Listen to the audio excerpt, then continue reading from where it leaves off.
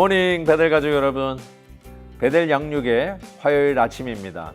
지난주에도 많은 분들이 수료의 결실을 이루었는데요. 이번 주일까지 베델 양육방과 바이블 클럽 온라인 접수를 받게 됩니다. 모든 강의와 성경 읽기가 온라인으로 진행되는데요. 교회 홈페이지로 오시면 등록하실 수 있습니다. 이 첫걸음부터 위대한 일들이 일어날 줄 믿습니다. 오늘 함께 부를 찬송은 284장 주 예수 해변서입니다.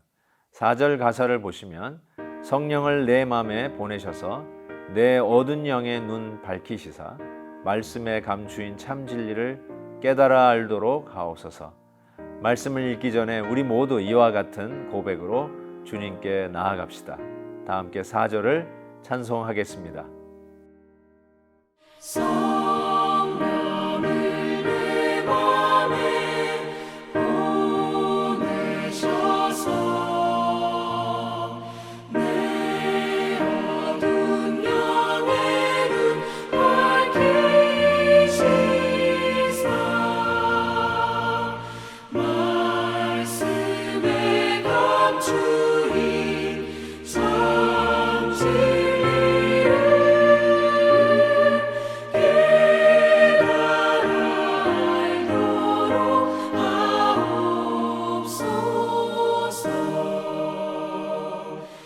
아멘. 오늘 묵상할 말씀은 누가복음 9장 1절에서 17절까지입니다. 제가 먼저 6절까지 읽고 10절부터 끝까지 읽도록 하겠습니다. 예수께서 12 제자를 불러 모으사 모든 귀신을 제어하며 병을 고치는 능력과 권위를 주시고 하나님의 나라를 전파하며 앓는 자를 고치게 하려고 내보내시며 이르시되 여행을 위하여 아무것도 가지지 말라. 지팡이나 배낭이나 양식이나 돈이나 두 벌 옷을 가지지 말며 어느 집에 들어가든지 거기서 머물다가 거기서 떠나라.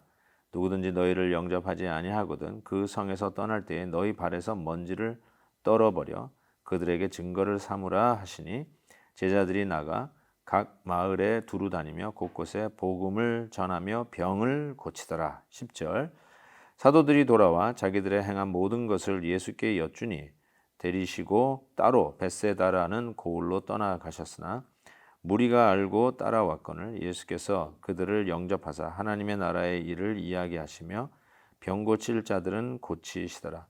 날이 저물어 가매 12 사도가 나와 여짜오되 무리를 보내어 두루 마을과 촌으로 가서 유하며 먹을 것을 얻게 하소서. 우리가 있는 여기는 빈들이니이다. 예수께서 이르시되 너희가 먹을 것을 주라 하시니 여짜오되 우리에게 떡 5개와 물고기 2마리밖에 없으니 이 모든 사람을 위하여 먹을 것을 사지 아니하고서는 할 수 없사옵나이다 하니 이는 남자가 한 5,000명 되밀어라.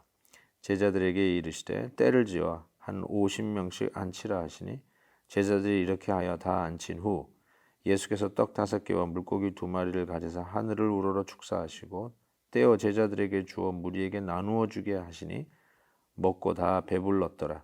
그 남은 조각을 12 바구니에 가두니라. 아멘. 예수님께서 제자들에게 이 복음 증거하는 사명을 주어서 흩으십니다. 마을마다 가서 주의 복음 증거하라고 말씀하시면서 아울러 그들에게 병 고치는 능력을 부여하십니다. 그래서 그들이 주의 이름으로 간구할 때 병이 떠나가고 기적의 역사들이 그들이 가는 곳마다 복음 증거하는 현장마다 나타나는 것을 보게 됩니다. 만약에 그들이 마을 사람들이 그들을 영접하지 아니하면 털어서 먼지를 털어서 증거를 삼으라고 말씀하십니다. 그 정도로 이 말씀 사역에 우리 하나님은 구체적인 역사가 나타나는 것을 이야기를 합니다. 그러니까 복음 증거에는 분명히 어떤 기적과 역사와 회복의 은혜가 나타나는 것이 분명합니다. 우리가 생각하는 어떤 그 기적이 꼭 아니다 할지라도 복음의 이 역사 속에는 우리의 정신이 온전해지고 우리의 생각이 바로 서고 우리의 정서가 순환이 되어지고 그리고 우리의 질병도 그 가운데서 회복이 되고 고침을 받는 일들이 우리의 삶 속에 분명히 일어납니다. 저는 이 말씀의 사역이 그래서 교회 안에서 단순히 그냥 구두로 전하는 복음의 컨텐트, 내용만이 아니라 복음에는 하나님의 능력이라 했기에 복음 증거하는 바로 그 현장 속에 우리가 깨어지고 무너졌던 우리들의 모습들, 심지어는 우리의 인간관계도 다시 말씀 속에서 복음의 능력으로, 하나님의 능력으로 회복되는 은혜가 있을 것을 분명히 믿습니다. 자, 그와 같은 믿음을 가지고 이 복음을 증거하니까 당연히 사람들이 그 증거에 놀라서 모여들었겠죠. 수많은 사람들이 예수님 말씀 증거하는 현장에 나타나게 되는데, 말씀을 계속 증거하는 가운데 소위 밥 먹을 때가 됐습니다. 그때 이들을 어떻게 빨리 돌려보내서 식사를 하게끔 해야 되는데 어떻게 할까요? 할 때 예수님께서 제자들에게 하셨던 말씀이 굉장히 의미심장합니다. 너희들이 먹을 것을 주라 라고 말을 하지요. 어쩌면 예수님께서 지금 돌아가는 상황을 잘 파악하지 못해서 저런 말씀을 하시나 싶어서 그래서 그런지 제자들이 분명하게 얘기하죠. 지금 우리가 가지고 있는 것은 떡 5개와 생선 2마리 외에는 없습니다. 즉 한 어린 꼬마의 한 끼 정도 해당되는 그 양뿐이 없습니다. 그런데 지금 남자만 지금 5천 명 모여 있는, 즉 한 수만 명이 함께 모여 있는 이 무리들을 저희가 어떻게 먹일 수 있습니까? 굉장히 현실적이고 그 상황을 제대로 판단하고 또 정확하게 계산해서 예수님에게 보고한 것이라고 생각합니다. 예수님이 몰라서 한 말이 아닌데 제자는 예수님이 상황 판단을 아직 못하셔서 그러셨다라고 생각하고 그 상황을 자세히 보고해서 알렸죠. 그때 예수님께서는 실은 몰라서 하셨던 것이 아니라 뭔가 그들에게 틀림없이 주시는 메시지가 있었다고 생각합니다. 그들이 복음 증거하는 곳마다 나타났던 기적의 역사, 바로 그 현장의 주인공들이 이 제자들 아니었습니까? 하나님께서 그들에게 병 고치는 이 능력과 또 귀신을 쫓아내는 권세를 주시지 않으셨습니까? 가는 곳마다 복음이 전파되어질 때마다 어둠의 세력들이 물러가고 복음의 빛의 능력이 나타나는 현장을 친히 목도하고 그리고 눈으로 보았던 바로 증인들 아니겠습니까? 어쩌면 그들에게 예수님께서 던지신 도전이었다고 생각합니다. 우리가 가진 것이 없어도 하나님의 능력 의지하여서 너희들이 이들에게 먹을 것을 주라. 너희들이 먹을 것을 주라. 사랑하는 성도 여러분, 오늘도 이 명령은 우리에게 있다라고 생각합니다. 하나님, 우리는 가진 것이 없는데, 우리는 이 정도뿐이 못하는데, 내 모습은 이 정도 욕골인데 제가 뭘 할 수 있겠습니까? 근데 바로 그러한 우리에게 우리 주님은 말씀하죠. 네가 먹을 것을 주라. 네가 그 일을 하라. 네가 손발 걷어붙이고 그 일에 뛰어들어라. 네가 바로 이 모든 일을 능력 있게 감당할 수 있는 우리 하나님께서 주시는 은혜와 하나님이 주시는 귀한 능력이 너희들에게 있다라고 말씀하시면서 네가 하라라고 이야기하시는 것이죠. 사랑하는 성도 여러분, 우리가 못하는 것이 무엇이 있을까요? 지금도 저는 이래서 못합니다, 저래서 못합니다 하고 변명하는 바로 그거 말입니다. 근데 바로 그 상황을 놓고 주님께서 저희에게 주시는 말씀, 네가 해라. 네가 저들에게 먹을 것을 줘라.